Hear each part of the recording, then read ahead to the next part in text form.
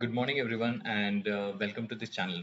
तो आज की इस वीडियो में हम बात करेंगे स्मॉल कैप कंपनियों के जिनके रिजल्ट्स के ऊपर के आ चुके हैं। आपने देखा होगा कि कल टाइमेक्स के रिजल्ट्स आ चुके हैं और आज के मार्केट सत्र में स्टॉक अराउंड 13-14% पे अप था।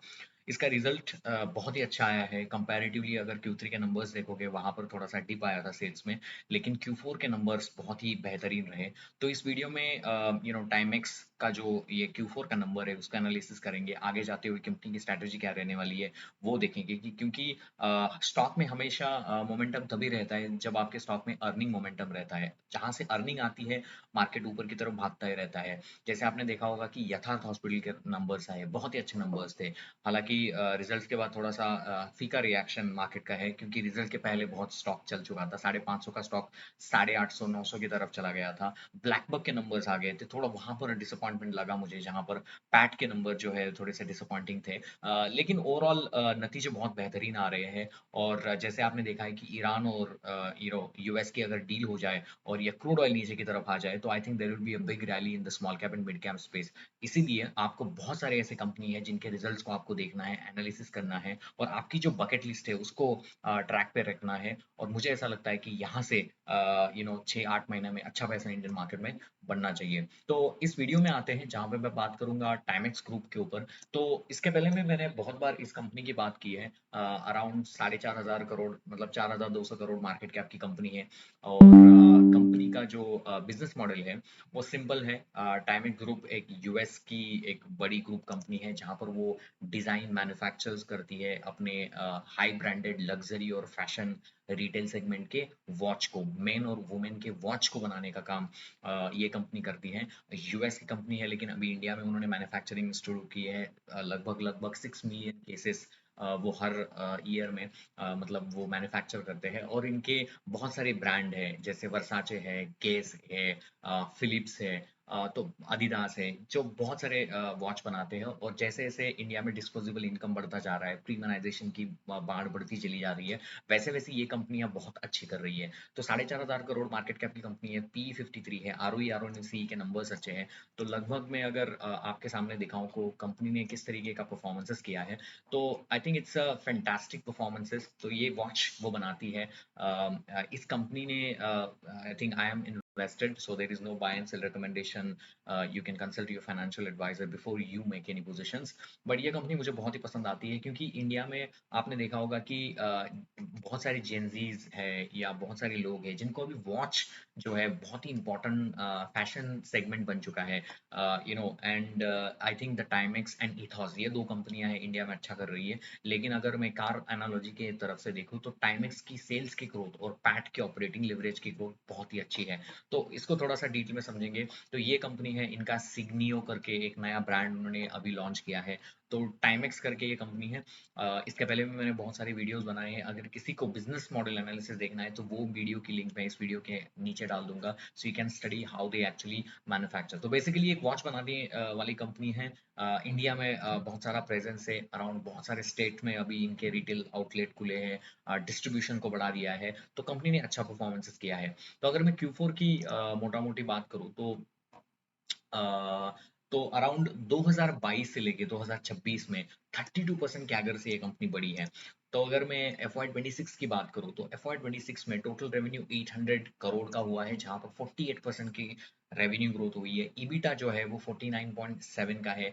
और प्रॉफिटेबल ग्रोथ है, 134% का ईबिटा जंप क्वार्टर में देखा गया है। सबसे इंपॉर्टेंट फैक्टर जो मुझे लगा है, जहाँ पर पहले लास्ट ईयर में 9.2% का ईबिटा हुआ करता था लेकिन अभी 14.5% का ईबिटा है। तो ईबिटा मार्जिन एक्सपांड हो रहा है, ईयर ऑन ईयर की बात कर रहा हूँ, FY26 वर्सेस FY25 की बात कर रहा हूँ। इनके बहुत सारे ब्रांड अभी आ रहे हैं मार्केट में। देखो गेस जो है इनका ब्रांड, जहाँ पर 51% की ग्रोथ है नॉन लग्जरी सेगमेंट में। वर्साचे का जो वॉच है यहाँ पर 48% की ग्रोथ है। तो I think the brand presence वो अच्छा कर रही है और they are focusing on the design led innovation, robust consumer demand, strategic channel development. बहुत सारे चैनल्स, मतलब चैनल्स के थ्रू जहाँ पर वो वॉच बेचने का काम करते हैं, तो उसको बढ़ाया है, मैन्युफैक्चरिंग स्केल अप किया है। इनका कहना है कि अगले 2-3 सालों में ये 6 मिलियन केसेस से 10 मिलियन केसेस मतलब वॉच बनाने का काम करेंगे इंडिया में। यहाँ पर ई कॉमर्स से भी वो वॉच बेचते हैं जहाँ पर 90% की ग्रोथ है, 32% की ग्रोथ चैनल में है ओवरऑल ईयर ऑन ईयर। और उनके जो जब मतलब सीएमडी है दीपक छाबड़ा, उन्होंने भी पॉजिटिव बात कही है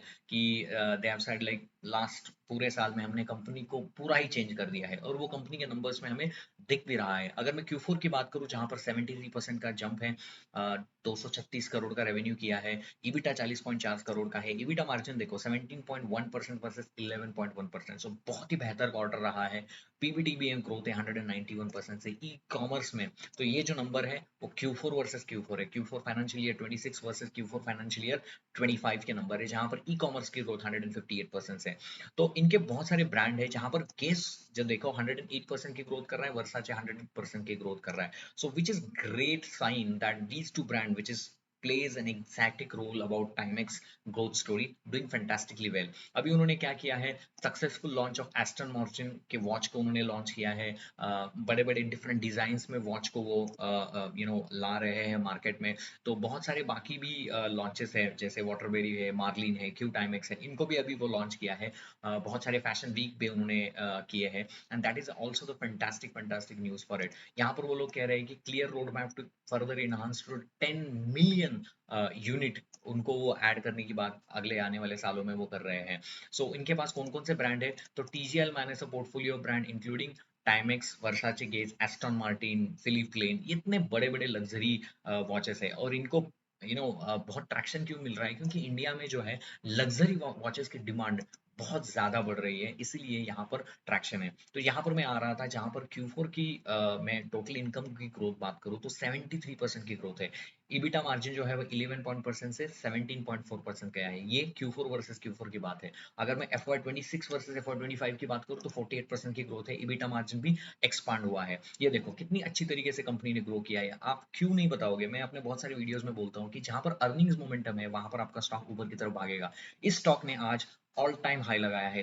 अक्टूबर 2025 में ये स्टॉक 390 के ऊपर था, यहाँ से अभी ये 400 के ऊपर स्टॉक चला गया है। तो मैं उसके ऊपर आऊंगा कि लास्ट क्वार्टर में क्या प्रॉब्लम हुआ था, जिसके ऊपर मैंने भी थोड़ी स्टॉक की सेलिंग की थी, ट्रिम किया था, वो भी आएंगे। प्रमोटर ने भी अपना माल 74% का प्रमोटर का स्टेक था, वो अभी 59% के आया है। प्रमोटर ने भी थोड़ा माल सेल किया था, इसीलिए भी थोड़े से कॉशियस इंपॉर्टेंट ये बने थे। लेकिन it is a learning phase all of us कि कभी भी प्रमोटर अपना माल सेल करता है तो इसका मतलब ये नहीं कि कंपनी में खराबी है। हाँ, कब प्रमोटर कभी बाय करता है लोअर लेवल के ऊपर, जैसे यूएस में एक स्टॉक है सोफी करके, तो वो जो टेक बैंकिंग रिलेटेड स्टॉक है, उसका सीईओ हर समय अपने स्टॉक को नीचे की तरफ के ऊपर बाय कर रहा है। इसका मतलब यही है कि स्टॉक में पॉजिटिविटी है। लेकिन कभी भी प्रमोटर सेल करता है, इसका मतलब ये नहीं है कि कंपनी में खराबी है। क्योंकि आपने देखा होगा कि Q3 में इनके जो प्रमोटर है, इन्होंने अपने स्टेक बेचा था। Q3 में इनके जो नंबर्स थे, तो नॉर्मली मैं जस्ट बताऊं तो ये कंपनी 40 से लेके 50% से ऊपर ग्रो करती थी क्वार्टर ऑन क्वार्टर से तरफ से। पिछले 4-5 क्वार्टर से इन्होंने इथॉस को भी बीट किया, जो इनका कंपटीशन है, जो वॉच बेचता है। तो मेरा कहने का मतलब है कि कंपनी 40-50% से ग्रो करती थी, लेकिन लास्ट क्वार्टर में जाके उन्होंने सिर्फ 26% का ग्रोथ किया था। और पैट जो है वो 3 करोड़ का पैट आया था, तो पैट बहुत ही पैट में डिक्लाइन थी।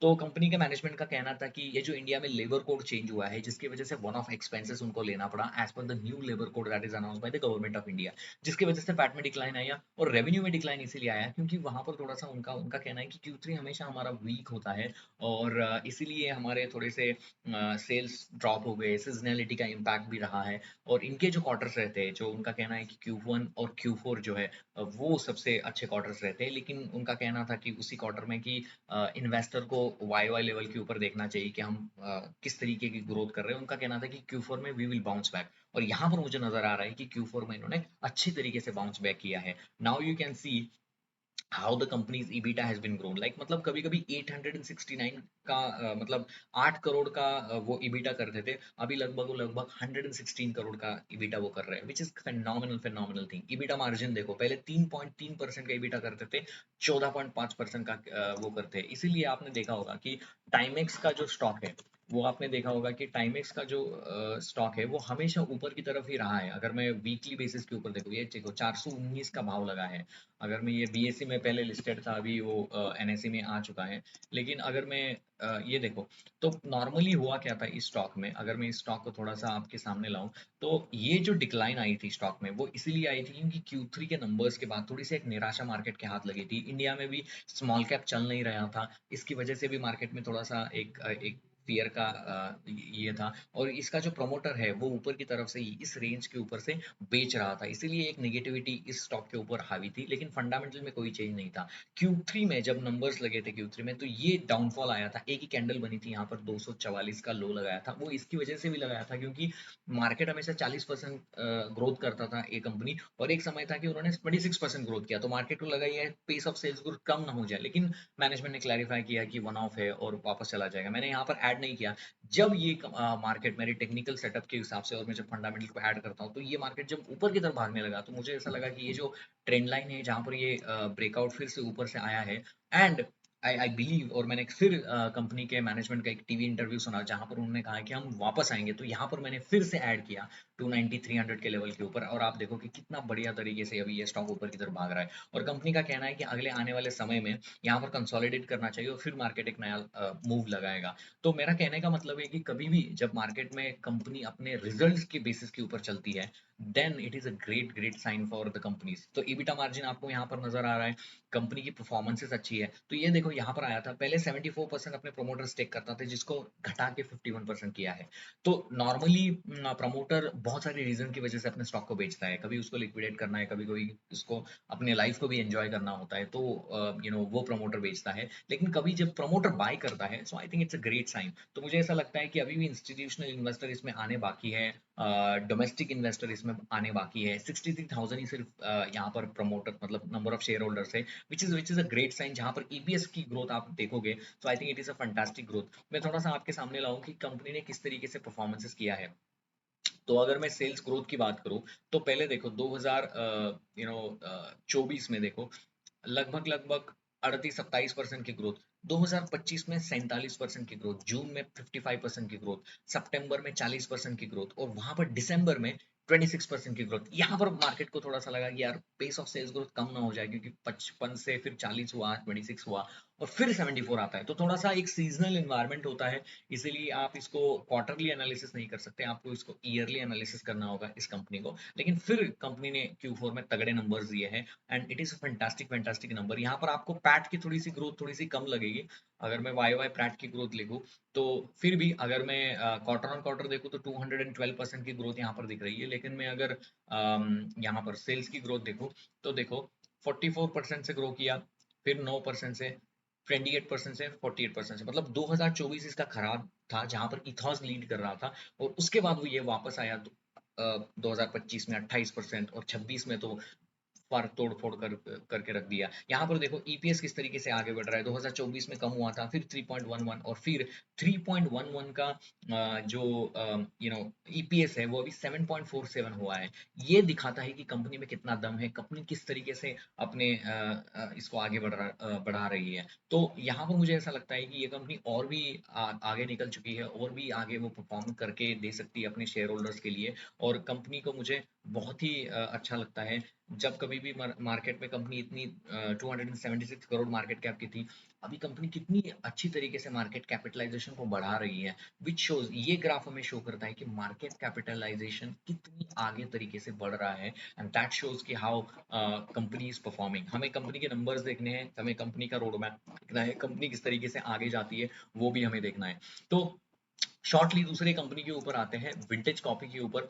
कल इसके रिजल्ट्स आए थे, और मेरे पोर्टफोलियो में कंपनी है, no buy and sell recommendation again. तो ये देखो, ये कंपनी जो है, कल मैंने रिजल्ट के बाद इसको भी थोड़ा सा ऐड किया था, और कंपनी का जो ग्रोथ है वो भी बहुत ही बेहतरीन नंबर्स आए। ये कॉफ़ी बेचने का काम करती है इंडिया में, इंडिया के बाहर कॉफ़ी के स्लैशेस बेचने का काम करती है। कंपनी जो है 6,500 मेट्रिक टन से अभी 11,000 मेट्रिक टन कैपेसिटी ऐड कर रही है। 21 मई को इसके रिजल्ट्स आए थे, तो आपने देखा होगा यहाँ पर अराउंड 57% की ग्रोथ है रेवेन्यूज़ में, 68% की रेवेन्यू मतलब ऑपरेटिंग प्रॉफिट में ग्रोथ है, पैट में 34% की ग्रोथ है। तो ये नंबर बहुत ही इनकरेजिंग है जहाँ पर जिस तरीके से ग्रोथ हो रही है। ऑब्वियसली थोड़ा बहुत प्रॉफिट में कम है कंपैरेटिवली रेवेन्यूज में, लेकिन आप देखोगे कि बहुत सारी ऐसी कंपनियों में वो लेबर कोड का चेंज हो या रॉ मटेरियल का एक्सपेंस हो बिकॉज ऑफ द ये क्रूड ऑयल, इसके वजह से थोड़ा सा प्रॉफिट में डिक्लाइन आया है, but it is not a big sign at all.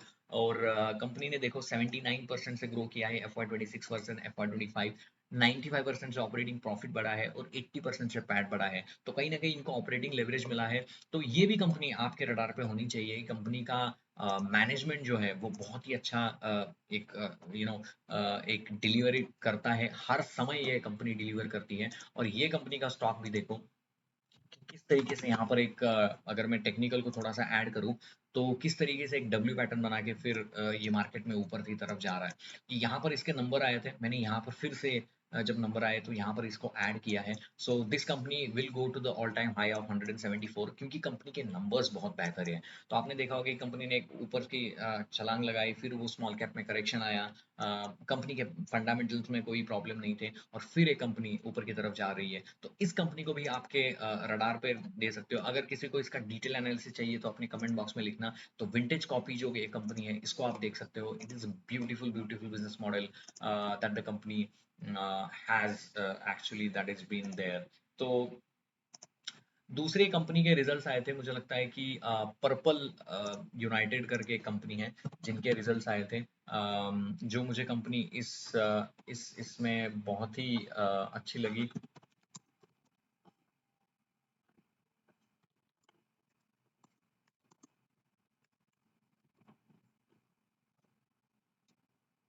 तो ये कंपनी है। तो इस कंपनी ने भी मुझे ऐसा लगता है कि बहुत बेहतर परफॉर्मेंसेस किया है। यहाँ से ये मार्केट फिर अभी एक जो बोलते हैं ना टेक्निकल लैंग्वेज में, तो यहाँ से ये फिर एक राउंड बना के, ये फिर से एक क्या बोलते हैं इसका हेड एंड शोल्डर बना के, मैं टेक्निकली इतना देखता नहीं हूँ, लेकिन अभी आजकल मार्केट में इंडिया में क्या हो रहा है, क्योंकि smart money trying to trap you, so I am just trying to take an analysis and understanding of this model की how things are working. Obviously I give my first priority to the to the fundamental। तो ये एक छोटी company है, 390 crore market cap की company है, लेकिन 50% से अपने रेवेन्यूज को ग्रो किया है। किड्स वेयर मार्केट में ये कंपनी है। मतलब 0 to 14 एज के जो बच्चे हैं, उनके किड्स हो, उनके अपैरल हो, उनको बेचने का काम करती है। छोटे मार्केट कैप की कंपनी है, लेकिन कंपनी का जो परफॉर्मेंसेस है वो बहुत ही है। 22 स्टेट में कंपनी का प्रेजेंस है। 100 के ऊपर कुछ उनके स्टोर्स होंगे, जिसको 200 बनाने का वो वायदा रखते हैं। उनका कहना है कि हम इसको बढ़ाएंगे तो नंबर ऑफ स्टोर बढ़ाएंगे, जैसे वी टू रिटेल की स्टोरी है वैसे भी इनकी स्टोरी है। हालांकि वी टू रिटेल थोड़ा अच्छा ग्रो करता है, ये अभी भी उतना ग्रो नहीं करते हैं, लेकिन 15 का फॉरवर्ड पी है, 50% की ग्रोथ है। टेक्निकली मुझे अच्छा लग रहा है, and company has a wide range to grow. तो ये कंपनी बनाती है गर्ल्स और बॉयज के छोटे जो बच्चे होते हैं, वहाँ पर है। यहाँ पर एक और भी कंपनी है जिसका नाम है first sky brain B solution, वहाँ पर उतनी ग्रोथ नहीं है, लेकिन यहाँ पर 50% की ग्रोथ है। तो मुझे लगता है कि बहुत अच्छे पैमाने के ऊपर एक्सपांड कर रही है। अभी लगभग लगभग 111 स्टोर्स है, जिसको वो 2027 के फाइनेंशियल ईयर में डबल करना चाहते हैं। तो ये कंपनी भी आपके रडार के होनी चाहिए। कंपनी का परफॉर्मेंसेस बहुत अच्छा है। महाराष्ट्र में 5 ब्रांचेस है, मध्य प्रदेश में 13 ब्रांचेस है। तो अभी एक्सपांड करते जा रहे हैं, और जिस तरीके से वो एक्सपांड करेंगे तो आई थिंक या ये उनके स्टॉक्स है। टूथलेस करके इनका शूज का ब्रांड आपने देखा होगा मार्केट्स में। तो जिस तरीके से कंपनी बढ़ा रही है अपने मार्केट्स को, विच इज ग्रेट साइन। थोड़े से दिक्कत है, थोड़ा सा कर्जा ये कंपनी ले रही है।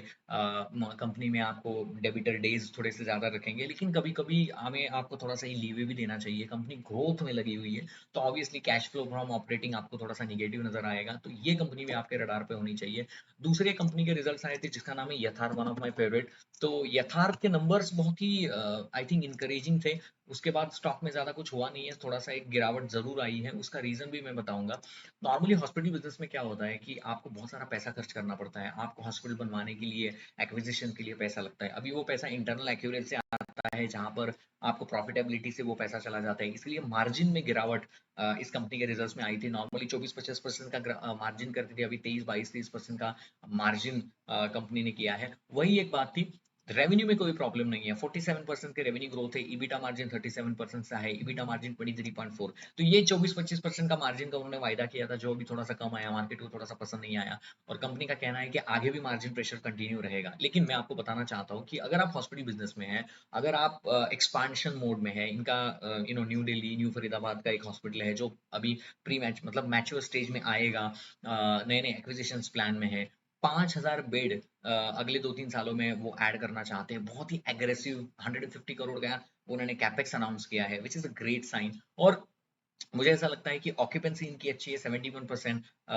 आरपू जो है, मतलब average rent pre occupied bed जो होता है, तो वो अच्छा है। तो आई थिंक ये कंपनी जो है अच्छा कर रही है। अभी जो बेड कैपेसिटी है 2,800 की है, जिसको वो 5,000 के ऊपर लेके जाना चाहती है। तो मार्केट को थोड़ा ये बात अच्छी नहीं लगी यार, पैट में 15% की ग्रोथ है, रेवेन्यू 47% की ग्रोथ है, मार्जिन ड्रॉप हुआ है। ये मार्केट को पसंद नहीं आया, इसीलिए 890 का स्टॉक थोड़ा सा 100 के लेवल पे ऊपर 800 का आया था। लेकिन इसमें कोई प्रॉब्लम नहीं है। Obviously as a share holder we need to go through this phases where normally क्या होता है कि आपको ऑपरेटिंग लेवरेज नहीं मिलता है। ऑपरेटिंग लेवरेज नहीं क्यों मिलता है? क्योंकि ग्रोथ में वो कंपनी जा रही है। So I will not add aggressively this companies, क्योंकि मार्जिन में थोड़ा सा प्रेशर है। जब मार्जिन वापस आएगा then I will add this company. लेकिन विंटेज कॉपी जैसी कंपनी, जैसे पर्पल यूनाइटेड जैसी कंपनी, जैसे टाइमिंग जैसी कंपनी, जहां पर सब सारी चीजें अच्छी हो रही है, वहां पर मैं पैसे जो ऐड करूंगा। मैं एक अपनी थीसिस रखता हूँ इन्वेस्टिंग में, जहां पर कंपनी अच्छा कर रही है वहां पर मैं एक्स्ट्रा पैसा ऐड करता चला जाता हूँ। जहां पर कंपनी ये बहुत ऐसे स्टॉक नीचे की तरफ जा रही है, वहां मैं पैसा रोकता हूँ, एक्स्ट्रा पैसा उसमें ऐड नहीं करता हूँ। मतलब डाउन एवरेजिंग नहीं करता, मैं अप एवरेजिंग करता हूँ। उससे क्या होता है, जब कभी भी आपका स्टॉक ऊपर की तरफ भागेगा, आप उसमें ऐड कर सकते हो। That is a great great sign of a great investor. मैं नहीं कहता हूँ कि मैं ग्रेट इन्वेस्टर हूँ, but I try to become a great investor. US में ऐसे बहुत सारे स्टॉक है जहां पर मैंने बहुत पैसे कमाए पिछले 2-3 मतलब मंथ में। स्पेशली मेरा जो फेवरेट रॉकेट लैब है, वो मेरा जो डबल हो गया, डबल या ट्रिपल हो जाएगा। मुझे लगता है मैंने यहाँ पर पहली बाइंग की थी अराउंड दिस लेवल 46, वहां पर यहाँ पर ऐड किया। आपने देखा होगा कि रॉकेट लैब ये जो कंपनी है यूएस में, अभी ये ऑल टाइम हाई लगा रही है। इसका एक और एक दूसरी कंपनी है एएसटीएस कंपनी, एएसटीएस मोबाइल करके। तो ये कंपनी भी मेरी फेवरेट कंपनी है। यहाँ पर 200 ईएमए में ऊपर मैंने ऐड किया था। कंपनी के रिजल्ट्स बहुत ही अच्छे थे, कंपनी का परफॉर्मेंस अच्छा है। ऑनडास करके कंपनी है यूएस में, जहाँ पर अगर मैं बात करूँ तो ये भी कंपनी है, अभी कंसोलिडेशन फेज में है, लेकिन मैं इसको ऐड करते चले जा रहा हूँ। कंपनी के नंबर अच्छे हैं, ड्रोन बनाने वाली कंपनी है, यहाँ पर भी आप ऐड कर सकते हो। So all this companies are doing extremely well. Marvell करके कंपनी है जो सेमीकंडक्टर्स बनाती है, सेमीकंडक्टर्स चिप्स बनाती है। इसको यहाँ पर मैंने 9 ईएमए के ऊपर, यहाँ ये जब डिप आया था यहाँ पर ऐड किया। कंपनी ने ऑल टाइम हाई लगाया। ऑब्वियसली यूएस का मार्केट बहुत ही अलग है, आपको थोड़ा सा इफोरिया बहुत यूएस के मार्केट में है। आप कभी भी अभी हाई में बाय करोगे माइक्रोन जैसी कंपनियों को, आप फंसने के चांसेस बहुत ज्यादा है। हालांकि कल ही यूबीएस ने उनके रिवाइज गाइडेंस दिया है, 1600 का गाइडेंस दिया है। इस कंपनी को मैंने 370 400 यहाँ पर ऐड किया था, एंड बहुत कम ऐड किया। That was my mistake, I should have added more. Company results अच्छे हैं, ये सीपीयू की डिमांड कम होती चली जा रही है, और कंपनी फंडामेंटल्स के तरीके से ऊपर अच्छी कर रही है। अभी मतलब मुझे ऐसा लगता है ये में ब्रेक नहीं होता है, तो इसकी जो ग्रोथ है वो चलती ही चली जाएगी। So I think these are the things that you need to add and understand. एक ही इन्वेस्टर अगर एक तरफ से पैसा बना रहा है, तो आपको समझना होगा उसके पीछे बहुत रीडिंग्स करनी पड़ती है, आपको बहुत you need to invest a lot of time into it. और मुझे लगता है कि I also work like you, and I try to give my lot of time once I get an opportunity. I have a kid also, so I tried my best to give all this knowledge to you through the videos. So BlackBuck जैसी company है, हम वापस आएंगे। इस company में थोड़ा सा एक मैं बताना चाहूंगा, ये एक ट्रकिंग इंडस्ट्री में कंपनी काम करती है। इनका एक ऐप होता है जिसके थ्रू जो नंबर ऑफ ट्रक ओनर्स होते हैं उनको कनेक्ट करने का काम ये करते हैं, जहाँ पर फ्यूल को बचाने के लिए हेल्प करते हैं, जीपीएस ट्रैकर्स का काम करते हैं। नॉर्मली हुआ क्या है, ये ट्रकिंग इंडस्ट्री में काम करती है। इंडिया में ऑयल के प्राइसेस बढ़े हैं, टोल के प्राइसेस अभी बढ़ने वाले हैं, और ऑब्वियसली जितना कम ये ट्रकिंग की मूवमेंट होगी, अगर क्रूड के प्राइसेस बढ़ेंगे तो इन्फ्लेशन आएगा तो मूवमेंट जो है ट्रक्स की कम होगी। तो इसके ऊपर सारा इनका बिजनेस मॉडल मतलब डिपेंड करता है। और इसकी वजह से इनके जो नंबर्स है तो वो थोड़े से कंसर्निंग लगे मुझे। और इसीलिए मैंने इसकी पोजीशन थी लेकिन मैंने पोजीशन को कट किया है मेरे। इसका रीज़न ही वही था क्योंकि मुझे ऐसा लगता है कि पता नहीं ईरान और यूएस का युद्ध कब खत्म होगा और कब वो नील आएगी and all of that stuff. इसीलिए मुझे ऐसा लगता है कि जब ये नंबर्स वापस आएंगे, क्योंकि देखा 55% की टोटल इनकम में ग्रोथ है लेकिन पैट में ग्रोथ नहीं है। So that is another factor which I deeply regret कि यहाँ पर पैट नहीं आया है। और जिसकी वजह से मैंने अपनी सारी पोजीशंस को थोड़ा सा कम किया, थोड़ा सा ड्रास्टिकली कम किया है। और इसके बाद भी मार्केट ऊपर गया and all that stuff. But fundamentally मुझे ऐसा लगता है कि जब तक इंडिया में इन्फ्लेशन कम नहीं होगा ये कंपनी में थोड़े से प्रॉब्लम रहेगी। इनके दो पोर्टफोलियो है, एक कोर पोर्टफोलियो है, एक ग्रोथ पोर्टफोलियो है। इस कंपनी को आप डिटेल में समझिए, मेरे जो वीडियो की लिस्ट में चले जाओ। मैंने बहुत बार इस कंपनी के बारे में चर्चा की है अपने वीडियोस में। तो ये कंपनी बेहतरीन है। लेकिन जब कभी भी ये क्रूड के प्राइसेस कमाएंगे 70-80 डॉलर्स के ऊपर, ये कंपनी फिर से परफॉर्म करनी शुरू हो जाएगी। फंडामेंटली कंपनी में इतना प्रॉब्लम नहीं है लेकिन अभी नेचर ऑफ द मार्केट ऐसा है कि जहाँ पर नंबर ऑफ ट्रांजैक्शंस जो होते हैं वो थोड़े से कम होने की उम्मीद है। इसके कॉन कॉल को बिल्कुल पढ़ना। I have to read a con call to be honest with you. But मोटा मोटी मुझे जो लग रहा है कि ये जो फ्यूल के प्राइसेस ऊपर जाने की वजह से या ट्रकिंग इंडस्ट्री के नंबर ऑफ ट्रांजैक्शन यहाँ पर कम हो जाएंगे। तो वो थोड़ा सा प्रॉब्लम मुझे नजर आता है कि गोइंग फॉरवर्ड की कंपनी किस तरीके से करेगी। अगर मैं Q4 के नंबर पे देखूं 46% की ग्रोथ है, नेट रेवेन्यू 31% से बढ़ा है, एडजस्टेड EBITDA 13% से बढ़ा है। लेकिन पैट जो था पहले देखो 65, मतलब 65 का पैट था करोड़ में, 65 करोड़ का, सॉरी 280 करोड़ का, जहां पर 65 करोड़ का पैट आया है वो इसकी वजह से आया है। आप देखो लगभग लगभग मतलब आपने देखा होगा रेवेन्यू फ्रॉम ऑपरेशन जो है वो बड़ा है लेकिन कोर पेमेंट्स में थोड़ी सी इंक्रीज है। लेकिन थोड़ा सा खर्चा भी इनका बहुत ज्यादा हुआ है जिसकी वजह से यहाँ पर इनको इम्पैक्ट आया है। तो पैट की वजह से कंपनी का थोड़ा सा जो मार्केट है वो थोड़ा सा नीचे की तरफ गया है। So this shows the company is doing well but I'll be interested when their margins comes back and the profitability comes back। तो यहाँ पर इस कंपनी को आप देख सकते हो। तो यही एक वीडियो था। Hope you like my analysis, hope you like what I do और give you knowledge about these companies। US market, I mean it's one of my favorite markets to invest and give my more of a time। I'll be interested to have my allocation around like 70% US and 30% India। That's fairly because of the US dollar is going down, US dollar is going up and INR is going down। So मोटा मोटी India में taxation भी बहुत ज्यादा है और दूसरी चीज की आईएनआर की हालत थोड़ी सी खराब है। तो it's a great learning phase from the last 3-4 months जहां पर स्टॉक डबल या ट्रिपल हो रही है यूएस में। That's why I am very much bullish on it. India में भी मुझे ऐसा लगता है कि पिछले आगे वाले 6 और 12 मंथ मुझे बहुत ही बेहतरीन लगते हैं जहां पर क्रूड ऑयल के प्राइसेस 70-80 डॉलर आ जाएंगे। इंडिया का मार्केट एक बुल फेज में चला जाएगा। So I think you can not ignore India as a market. So hopefully आपको ये वीडियो पसंद आते हैं। अगर आपको वीडियो मेरे पसंद आती है प्लीज वीडियो को लाइक करना, शेयर करना और सब्सक्राइब करना। मिलते हैं नेक्स्ट वीडियो में। अगर आपको कोई सुझाव है तो वीडियोस के एंड में बिल्कुल लिखना। So I will try to work on it. Thank you very much.